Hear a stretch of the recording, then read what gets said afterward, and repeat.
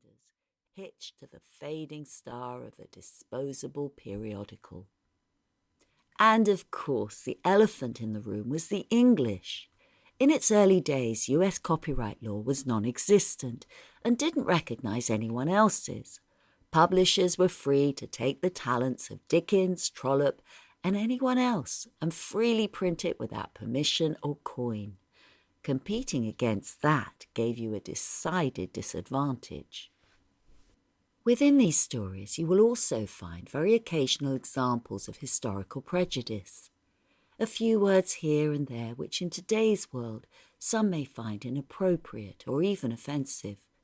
It is not our intention to make anyone feel uncomfortable, but to show that the world, in order to change, must reconcile itself to the actual truth, rather than put it out of sight. Context is everything, both to understand and to illuminate the path forward. The author's words are set. Our reaction to them encourages our change. Within this melting pot of styles, genres and wordplay, one fact stands out. The American short story literary tradition has a strong, vibrant, and almost inclusive history, if you know where to look, which is here. Mark Twain, an introduction. Samuel Langhorne Clemens was born in 1835 and is far better known by his pen name, Mark Twain. An American author and humorist of the first order, he is perhaps most famous for his novels The Adventures of Tom Sawyer, written in 1876, and its sequel, The Adventures of Huckleberry Finn, written in 1885, and often described with that mythic line, the great American novel. Twain grew up in Hannibal, Missouri, which would later provide the backdrop for these great novels.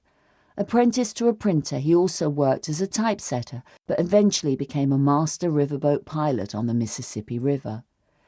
Later, heading west with his brother Orion to make his fortune, he failed at gold mining and instead turned to journalism and found his true calling as a writer of humorous stories. His wit and humour sparkle from every page, his craft evident with every phrase and punctured target. Twain was born during a visit by Halley's Comet and predicted that he would go out with it as well. He died the day following the comet's subsequent return in 1910. The Carnival of Crime in Connecticut by Mark Twain.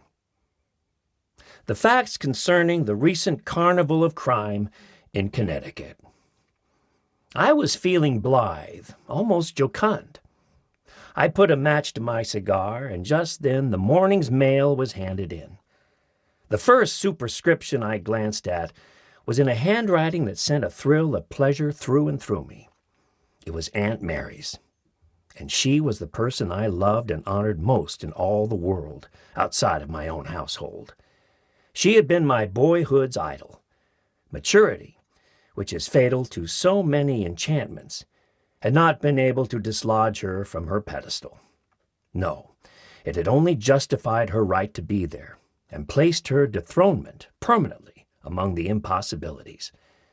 To show how strong her influence was over me, I will observe that long after everybody else's "do stop smoking" had ceased to affect me in the slightest degree, Aunt Mary could still stir my torpid conscience into faint signs of life when she touched upon the matter. But all things have their limit in this world. A happy day came at last, when even Aunt Mary's words could no longer move me. I was not merely glad to see that day arrive. I was more than glad. I was grateful. For when its sun had set, the one alloy that was able to mar my enjoyment of my aunt's society was gone. The remainder of her stay with us that winter was in every way a delight. Of course, she pleaded with me just as earnestly as ever, after that blessed day, to quit my pernicious habit, but to no purpose whatever.